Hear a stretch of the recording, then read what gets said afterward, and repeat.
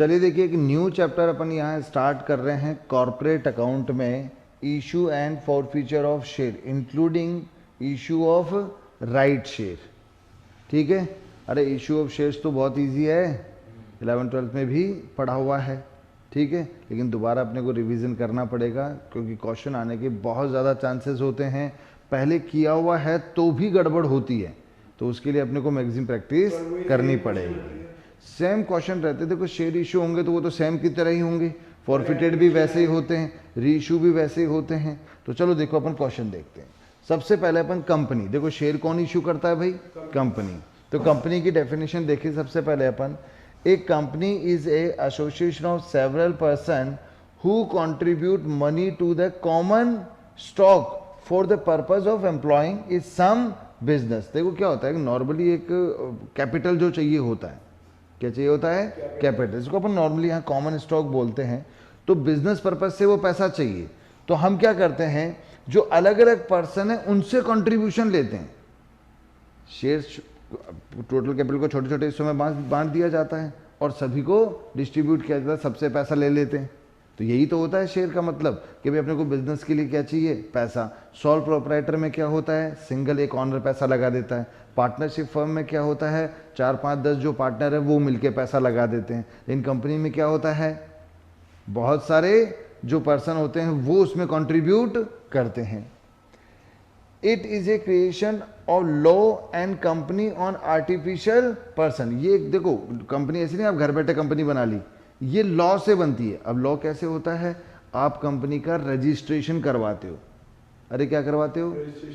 Registration करवाते हो, जिसको बोलते हैं इनकॉर्पोरेशन ऑफ कंपनी, समामेलन। ठीक है, कंपनी का जब रजिस्ट्रेशन होता है तभी वो कंपनी बनती है और एक आर्टिफिशियल पर्सन मानी जाती है। आर्टिफिशियल पर्सन का मतलब, जैसे अपन तो नेचुरल पर्सन है, वो आर्टिफिशियल पर्सन होती है। जैसे अपन कॉन्ट्रैक्ट कर सकते हैं, अपन कोई एसेट्स खरीद सकते हैं, बेच सकते हैं, ऐसे कंपनी भी एसेट्स खरीद सकती है और बेच सकती है, वो एक आर्टिफिशियल पर्सन होती है। Having a corporate legal entity, legal entity वो भी एक है ना आर्टिफिशियल पर्सन मानी जाती है, उसकी भी एक एंटिटी होती है। एक कॉमन सील, अरे कंपनी की क्या होती है? कॉमन सील, एक नाम होता है उसका। क्या होता है? नाम। और वो बिल्कुल जो जैसे पर्सन कॉन्ट्रैक्ट कर सकता है वैसे कंपनी भी क्या कर सकती है? कॉन्ट्रैक्ट। अब नॉर्मली मान लो सपोज आपकी शॉप पे कोई कंपनी आती है और कोई सामान खरीदती है, तो आप उस पर्सन का नाम नहीं लिखते, उस कंपनी का नाम लिखते हो जो कंपनी आपसे लेकर जा रही है। तो एक आर्टिफिशियल पर्सन होता है, वो कंपनी आपका डेटर हो सकती है, वो कंपनी आपका क्रेडिटर हो सकती है। हाँ, देखो कंपनी का आशय कंपनी अधिनियम के अंतर्गत समामेलित एक, देखो कंपनी अधिनियम के अंतर्गत समामेलित एक ऐसे कृत्रिम व्यक्ति से है जिसका अपने सदस्यों या अंशधारियों से पृथक अस्तित्व होता है। अब देखो इसमें भी क्या होता है, सेपरेट एंटिटी होती है। अरे ऑन जो शेयर होल्डर होते हैं वो अलग होते हैं, कंपनी एक अलग होती है, सेपरेट एंटिटी मानी जाती है। कोई भी ट्रांजेक्शन जब होता है तो वो शेयर होल्डर का ट्रांजेक्शन नहीं माना जाता, वो कंपनी का ट्रांजेक्शन माना जाता है। एंड सतत उत्तराधिकार होता है, इसका निर्माण किसी व्यवसाय में लाभ अर्जित करने हेतु इसका एक सार्व मुद्रा होती है। मतलब उत्तराधिकारिता का मतलब क्या होता है? जैसे शेयर है, कोई भी आदमी मरा तो कंपनी बंद नहीं होती, वो उसके शेयर किसी और को ट्रांसफर हो जाते हैं। तो कंपनी हमेशा रहती, कोई आदमी या आए या जाए कोई फर्क नहीं पड़ता। और सार्व मुद्रा मतलब उसकी कॉमन सील होती है। चलिए अब ये तो डेफिनेशन एक आपको कंपनी एक्ट में इसकी क्या डेफिनेशन दे रखी है, देखो company means a company incorporated under this act or under any previous company law, section 220 Indian companies act 2013। मतलब कंपनी एक्ट जो 2013 है, इस एक्ट में अगर वो रजिस्टर्ड है या इससे पहले जो कंपनी बनी थी, जो इससे पहले जो एक्ट था उसमें वो रजिस्टर्ड होती तो ही कंपनी मानी जाती है। मतलब कंपनी तभी बनती है जब वो रजिस्टर्ड होती है। देखो कंपनी अधिनियम 2013 की धारा 220 के अनुसार कंपनी से आशय इस अधिनियम के अंतर्गत या किसी पूर्व के कंपनी अधिनियम के अंतर्गत समामेलित कंपनी से है। तो वो जब समामेलित यानी रजिस्टर्ड इनकॉर्पोरेटेड होती है तभी वो कंपनी बन सकती है। ठीक है, चलिए ये तो बात होगी कंपनी की। अब हम यहाँ शेयर्स की बात कर रहे हैं कि शेयर्स कैसे इशू करे जाते हैं। तो पहले शेयर्स क्या होते हैं बताओ। The capital of the company, जो कैपिटल होती है कंपनी उसको छोटे छोटे हिस्सों में बांट दिया जाता है, is divided into unit of small denomination, each such unit into which the capital to of the company is called share. Total capital था, जैसे 10 लाख रुपए कैपिटल है और आपने 10-10 रुपए के छोटे छोटे हिस्सों में बांट दिया, तो 10 रुपए का जो हिस्सा है वो क्या माना जाता है? शेयर। क्या माना जाता है? तो 10 रुपए मतलब 1 लाख शेयर हो गए, 10 रुपए का 1 है तो टोटल शेयर कितने हो गए? 10 लाख के। आगे बात समझ में? देखो, कंपनी की कुल अंश पूंजी छोटी छोटी इकाइयों में विभाजित होती है और प्रत्येक इकाई जिसमें कंपनी की पूंजी विभक्त होती है उसे क्या कहा जाता है? अंश यानी शेयर कहा जाता है। अब शेयर्स 2 तरह के होते हैं, एक तो प्रेफरेंस शेयर और एक इक्विटी शेयर। पूर्वाधिकार या अधिमान अंश और इक्विटी क्या होता है भाई? ये पूर्वाधिकार अंश प्रेफरेंस शेयर, देखो नाम से ही पता पड़ रहा है पूर्वाधिकार मतलब उनका पहले अधिकार होता है, उन्हें प्रेफरेंस दी जाती है। अरे सुनो, क्या होता है उनको? उनको प्रेफरेंस दी जाती है डिविडेंड पे। जब कंपनी को जो भी प्रॉफिट होगा वो सब शेयर होल्डर का ही तो होता है, तो सबसे पहले प्रेफरेंस शेयर को डिविडेंड दिया जाता है एक फिक्स रेट ऑफ इंटरेस्ट से। उसका फिक्स रेट होता है भाई 8% है या 10, जैसे 10% प्रेफरेंस शेयर लिखा है तो 10% देंगे, बाकी जो बचेगा वो किसका होता है? इक्विटी शेयर का। ठीक है, एक जैसे कंपनी कभी बंद होती है सपोज, तो जो कैपिटल रिफंड रिटर्न होता है उसमें भी सबसे पहले किसको होता है? प्रेफरेंस शेयर को, उनका पैसा लौटाया जाएगा, बाकी जो बचा वो किसका है? Equity share. तो रिस्क ज्यादा इक्विटी शेयर में होता है तो रिटर्न भी उनका क्या होता है? ज्यादा होता है। अरे जो इनको तो फिक्स रेट दे दिया, बाकी जो बचा वो सारा किसका है? Equity share. कम बचा तो कम है, ज्यादा बचा तो ज्यादा है। ठीक है, तो चलो इनको अपन आगे देखते हैं। सबसे पहले preference share. Preference share are दो shares which are fulfilling the following 2 condition. पहला, it carries preferential right in respect of payment of dividend. मैंने क्या कहा कि जब कंपनी डिविडेंड देती है तो इनका प्रेफरेंशियल राइट होता है, सबसे पहले डिविडेंड इन्हें मिलता है। ठीक है, एक it carries preferential right in return of capital if the company being wound up, मतलब कंपनी अगर बंद हो रही है, कंपनी समाप्त हो रही है, तो सबसे पहले कैपिटल जो रिटर्न होगी उसमें राइट किसका है? Preference share. अगर ये 2 राइट इनके पास हैं तब तो ये प्रेफरेंस शेयर है, अदरवाइज ये क्या है? इक्विटी शेयर है। देखो हिंदी में भी कंपनी अधिनियम 2013 की धारा 43 जो के अनुसार अधिमान अंशों से ऐसे अंशों से हैं जिनके धारकों को एक पूर्व निश्चित दर से लाभांश प्राप्त करने का अधिकार होता है, और तथा कंपनी के समापन ऐसे अंशधारियों को उनके द्वारा दी गई पूंजी वापस प्राप्त करने का प्रथम अधिकार भी प्राप्त होता है। मतलब सबसे पहले उनको पैसा मिलेगा, बाकी जो बचा है वो तुम जानो, तुम्हारा काम जाने। अरे कोई दिक्कत? अच्छा, इक्विटी शेयर तो नॉर्मली जो प्रेफरेंस शेयर नहीं होता वो क्या होता है? इक्विटी शेयर होता है। ये इसकी डेफिनेशन देखो, according to section 43 of Indian company act 2013, equity share capital means all such share capital which is not preferential capital. जो प्रेफरेंस शेयर नहीं है वो क्या है? इक्विटी शेयर है।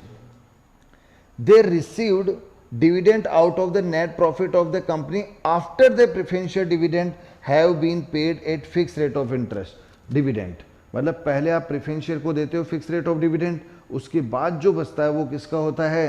इक्विटी शेयर होल्डर का। अरे कोई दिक्कत? चलो हिंदी में देख लो। कंपनी अधिनियम 2013 के अनुसार सामान्य अथवा इक्विटी अंश वे अंश हैं जो अधिमान अंश नहीं है। तो जो अधिमान अंश नहीं है वो क्या है? इक्विटी अंश है। ऐसे अंशों के धारक उसी समय लाभांश प्राप्त करने का अधिकारी होते हैं जब अधिमान अंशों को एक निश्चित लाभांश का भुगतान कर दिया जाता है, और इसी प्रकार कंपनी के समापन की दशा में भी ऐसे अंशों की पूंजी अधिमान अंशों की पूंजी वापस करने के पश्चात ही लौटाई जाती है। अरे सबसे पहले अधिमान मतलब प्रेफरेंस शेयर को मिलेगा, बाकी जो पैसा बचा वो किसका है? इक्विटी शेयर का। ज़्यादा बचा तो उनकी किस्मत, कम बचा तो उनकी किस्मत। अरे कोई टेंशन? ठीक है।